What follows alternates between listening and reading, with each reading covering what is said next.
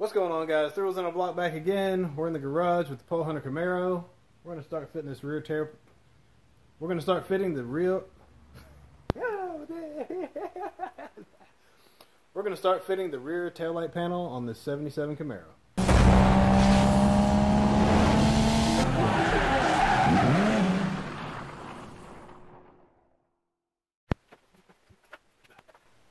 Alright, so this is the taillight panel. So for those of you who have a 7073, you already know this, but on the inside of this panel, you can see these studs. That's what holds the taillights in, so we don't have to worry about that part. One thing we're going to be focusing on is making sure we have something to hold the bumper in place. See the bumper holes here? And really that's about it. Aside from the metal work, fabricate the corners in.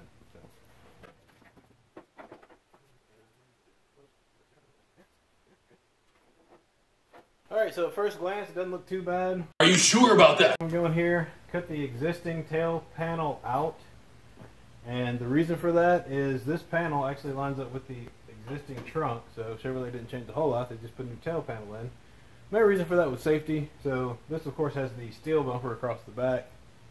And apparently it wasn't good enough for energy absorption according to the Highway Safety Patrol or NH. I'll put it on the screen, whatever it's called. So that's where you got the energy absorbing bumpers from that we still use today. Good thing this ain't Cali. That's all I can say. Everybody talking about going back to Cali, man. I'm glad I'm in Tennessee. Get y'all in California. Y'all have fun out there. I'm having fun. I'm just saying. So anyway, we come in here and we're going to cut the old panel that you see here out. And we'll be replacing it with this new panel. Everything should go okay as far as this portion is concerned. That won't be too bad. We will have to add some corner metal. As you can see, if I put this back up on the car, there's a section that's going to be open. So we will be diving into fixing that. But first, we're going to get this mounted. We will be reusing our existing trunk latch. So if you guys have your existing trunk latch, you can reuse that. Right now, we're just going to get this other panel off.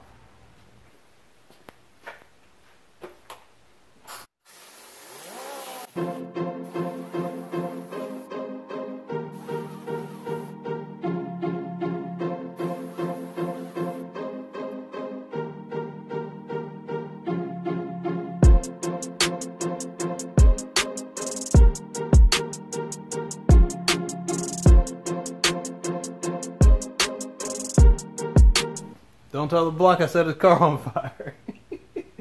I was heating up the scene, or heating up this old gasket. Somebody had replaced the trunk gasket and glued it in there with some sort of adhesive. And I was having issues getting it up out of there. I can take a wire wheel down in there, but heating it up gets it crispy and it comes out a lot faster. So if you look down in there at that gap, right there, you can see all that adhesive in there. You can see it's crispy now. It just comes right up out of there. So that's why I was heating it up with a torch. Makes removing this a whole lot faster instead of going in there with a wire wheel. Because you could take a wire wheel in there, but it can gum up your wire wheel, it gums up your sandpaper, gums up your grinding disc. So I went in there with a little bit of heat, get that rubber nice and toasty. Which of course I'll use a wire wheel around the rest of this perimeter to clean it up before I put the new seal in. But as far as for quick removal, I just come in there with the wire wheel. I'm coming there with the torch, heat this area up, and then you just peel it up out of your way. Since we're replacing this rear section, we're only focusing on this area from here over to right here. So from there to there is all that we're focusing on. There's a seam right here where the existing trunk lip will meet up the new tail pan, so we're going to keep this here, but we want to get the rest of it out of here. Now one thing I will say is make sure that you don't have any of this on the back side when you're heating up with the torch. If you get it too hot, you'll melt all your wire stuff, so just keep that in mind. I wasn't on it super long, so it didn't make a difference, but you don't want to mess up any of your wiring, so make sure it's out of the way.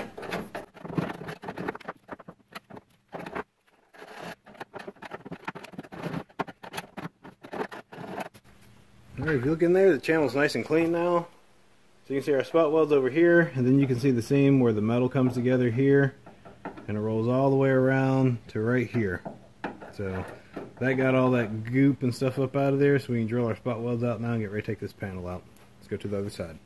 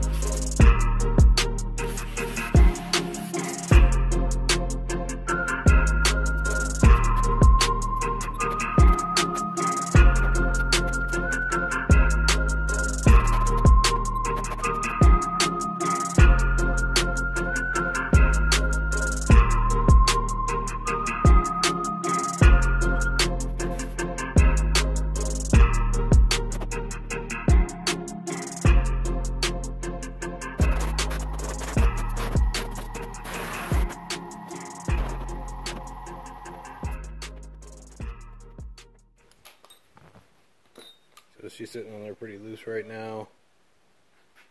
As you can see, I'm going to have to do a little bit of trim work to get this contour to fit. Not a lot, but a little bit of trim work there. And this panel's not exactly even. It's kind of, I think it's warped a little bit from where it was stamped. So I'll have to deal with that as well, but that's what she's looking like. Always wear your PPE. Always.